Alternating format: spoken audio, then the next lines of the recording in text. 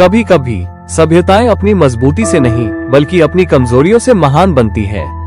कभी कोई इंसान अपनी जीत से नहीं बल्कि अपने जख्मों से ऊंचा उठता है। नीत्शे कहते हैं, every progress of the whole must be preceded by a partial weakening, यानी हर उन्नति से पहले एक टूटन जरूरी है। इतिहास हमें सिखाता है कि सबसे स्थिर और शक्तिशाली समाज वे होते हैं जहां लोग एक जैसी मान्यताओं, परंपराओं और सामूहिक आत्मा से जुड़े होते हैं। ऐसे समाजों में हर व्यक्ति अनुशासन में ढला होता है, वो व्यक्तिगत इच्छाओं को समुदाय के हित के आगे रखता है। यही उन्हें मजबूत बनाता है, ठोस बनाता है। लेकिन नीत्शे यहाँ एक चेतावनी देते हैं, जब समाज बहुत स्थिर हो जाता है तो उसके साथ एक और चीज जन्म लेती है, इनहेरिटेड स्टूपिडिटी, एक ऐसी मूर्खता जो पीढ़ी दर पीढ़ी चलती रहती है, क्योंकि कोई सवाल नहीं पूछता, कोई बदलाव नहीं लाता।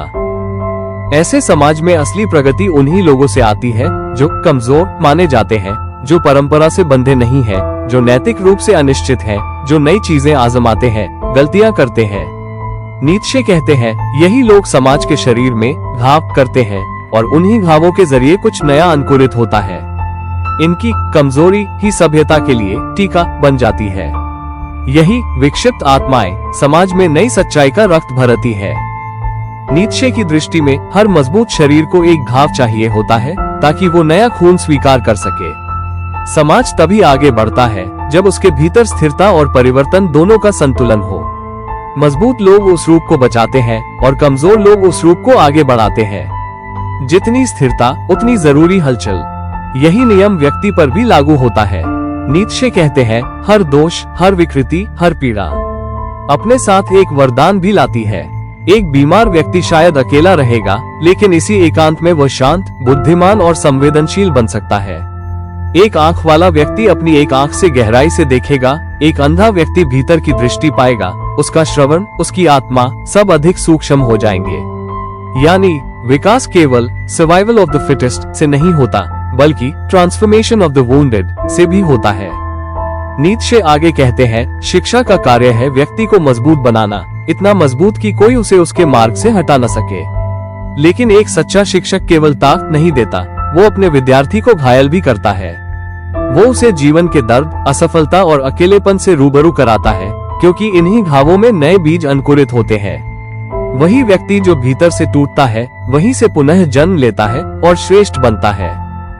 राजनीति के संदर्भ में नीत्शे माकियावेली को उद्धृत करते हैं, सरकार का रूप महत्वपूर्ण नहीं, महत्वपूर्ण है उसकी स्थायित्व, क्योंकि केवल स्थिर समाज ही नए विचारों और चोटों को सहने की क्षमता रखते हैं। पर वही स्थिरता अगर कठोर बन जाए तो वह अथॉरिटी में बदल जाती है, जो विकास की सबसे बड़ी दुश्मन है। तो नीत्शे हमें ये सिखाते हैं कि प्रगति सिर्फ शक्ति से नहीं आती, वो आती है कमजोरी, पीड़ा और असफलता से भी। जो समाज अपने भीतर टूटने की जगह रखता है, वही खुद को पुनः रचता है। जो व्यक्ति अपने घावों को अपनाता है, वही सच्चा, अनोबल बनता है, अर्थात ऊंचा, उज्जवल और आत्मज्ञानी। याद रखिए, हर स्थिरता में एक छिपी हुई मूर्खता होती है और हर कमजोरी में एक नई बुद्धि जन्म लेती है। यही है नीत्शे का संदेश, to grow higher you must first be wounded, reflect for renew to evolve, जहां दर्शन मिलता है आत्म परिवर्तन से।